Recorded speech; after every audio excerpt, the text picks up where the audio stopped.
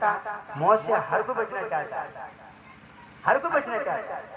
लेकिन मौत को बचाने का मतलब ये नहीं है कि तुम सबकी हत्या करते जाओ। कंस ने वो पाप किया, सबको मार डाला, तब जाके वो उसका पाप का घड़ा भरेगा।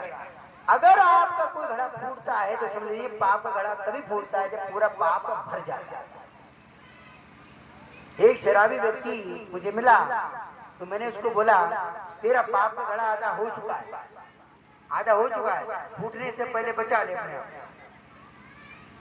तो मैंने उसको समझाया, उसकी समझ में आया कि भाई ये जो तुम कर रहा है उसमें तुम्हारा कल्याण नहीं है, क्योंकि शराब जुआ ये पाप के घड़ा हमारे भरते हैं, और पाप का घड़ा भरेंगे तो एक दिन भरेंगे, भरने के बाद फूटेगा और बाद में दुख भोगना पड़ेगा।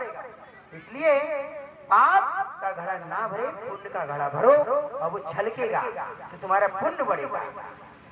पुण्य बढ़ता है तो धरती उपजाऊ होती है, और पाप बढ़ता है तो धरती सुखाई होती है, सूखा पड़ता है। धरती पे आप जाइए, ऐसे कई जगह सूखा पड़ता है।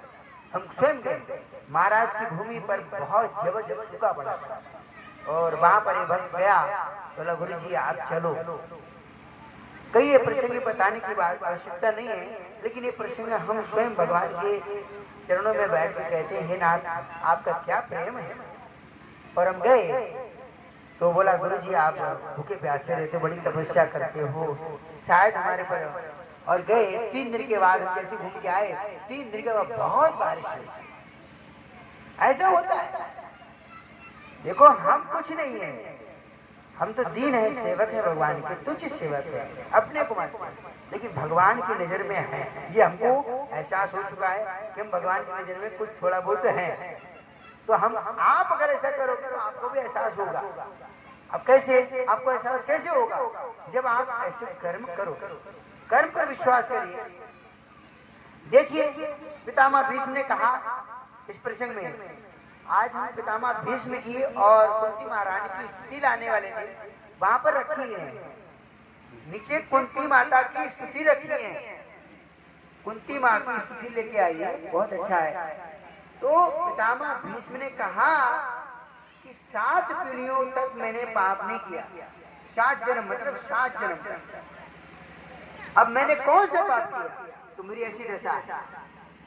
तो पितामह भीष्म का 8वां जन्म उनको ये दशा कर दिया।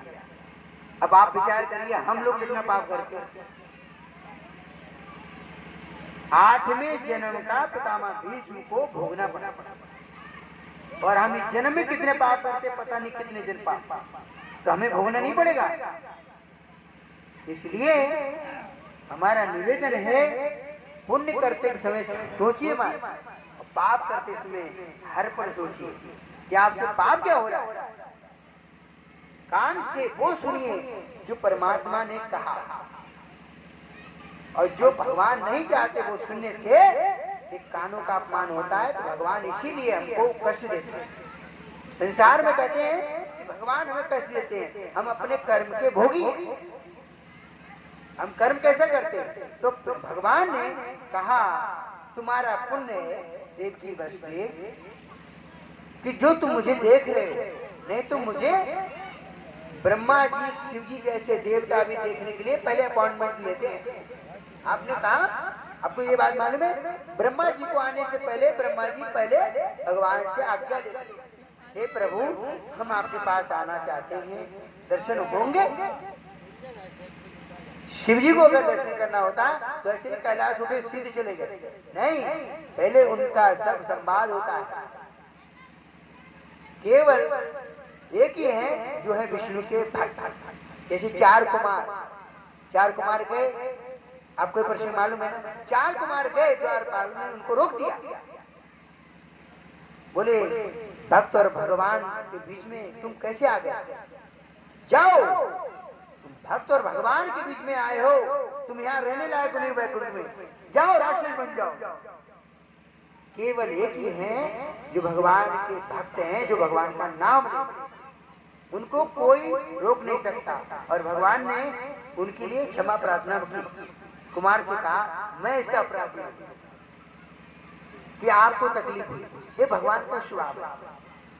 भगवान स्वयं लक्ष्मी नारायण वैकुंठ छोड़ के बाहर आए। देखिए आगे देवकी वसुदेव के सामने चतुर्भुज में ऐसा प्रकाश फैलता है कि जितना सूर्य, कहते हैं सूर्य के प्रकाश में हम लोग रहते हैं, वो अनंत सूर्य और अनंत चंद्रमा भगवान के प्रकाश के सामने कुछ नहीं। ऐसा प्रकाश अंधेरा भगवान प्रकट हुए और कहने लगे कि मुझे मेरे प्रिय भक्त यशोदानंद महाराज के पास पहुंचाओ, वहां से तुम मेरी योग माया के रूप में वहां पर एक कन्या मिलेगी, उसे लेकर आओ। और फिर क्या आप सभी जानते हैं, योग माया ने क्या किया, वो मारने गया, सीधे ऊपर गया। अरे दुष्ट पापी, तू मुझे मारना चाहता, तुझे तो मारने वाला पहले से ही आ गया। अब ये बात में बताए है कहां? भगवान ने योग माया को भी आदेश दिया, तुम्हें क्या बोलना है? अब बताइए कौन है वो योग माया? कौन आपको मालूम है? भगवान की माया कौन है? भगवान की सेक्रेटरी कौन है? दुर्गा। आज आप समझिए, जैसे किसी व्यक्ति के पास आपको जाना है, जैसे उदाहरण देता हूँ, कोई बड़ा आदमी है तो आप डायरेक्ट उससे मिल सकते नहीं। जीएम, डीजीएम, मैनेजर, बाद में लास्ट पूछेंगे सेक्रेटरी, तो वहां सचिव उसकी होगी, सचिव उसे बात करेंगे तो कहेगी क्या चाहिए, ऐसी तकलीफ है तो जाओ 500 रुपए उसको मैनेजर को ले जाओ, 1000 रुपए दे दो, भगाओ। वो बड़े आदमी से मिलने देगी क्या? नहीं मिलने देगी। भगवान ने ये काम अपनी योग शक्ति महामाया भगवान की प्रिय भक्त है माँ दुर्गा से कि जाओ इस संसार के जितने जीव हैं उन्हें सबको दे दो, आप जाइए माँ दुर्गा से जो चीज मांग लीजिए सब दे दो। सेक्रेटरी है भगवान। ब्रह्मा जी है, कौन है? Vice president. ये भगवान के बनाए हुए सब, जैसे यहाँ पर प्रेसिडेंट, मैनेजर, ट्रेजर, कैशियर होते नहीं, ऐसे ब्रह्म ऊपर भी प्राप्ति करने के लिए भगवान के सब करना पड़ता है। आपको कुछ चाहिए तो कैसे इशू किया करना पड़ेगा, वहां पर ट्रेजर है भगवान। कौन? कुबेर, खजांची, संसार की सारी चीजें देते हैं, लक्ष्मी, ये सबको प्रमाणित करते हैं। जाओ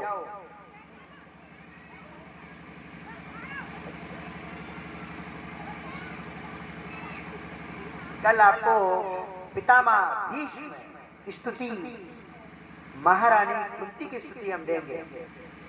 जो स्त्री माता कुंती की स्तुति पढ़ ले उसे आपको कोई दूसरी पूजा करने की जरूरत नहीं। इतनी अच्छी चीजें हैं। जो पढ़ी लिखी नहीं है वो अपने बच्चों से सुने। एक जगह हम गांव में गए थे तो उसने कहा माता ने कि महाराज हम पढ़े लिखे नहीं, तुमने कहा कोई बच्चा होगा उसे सुन लो, सुनने से भी आपको पुण्य मिलेगा। धीरे धीरे सुनेंगे याद हो जाएगा। अभी साल भर के बाद गए तो उनको नहीं, कुंती महारानी ने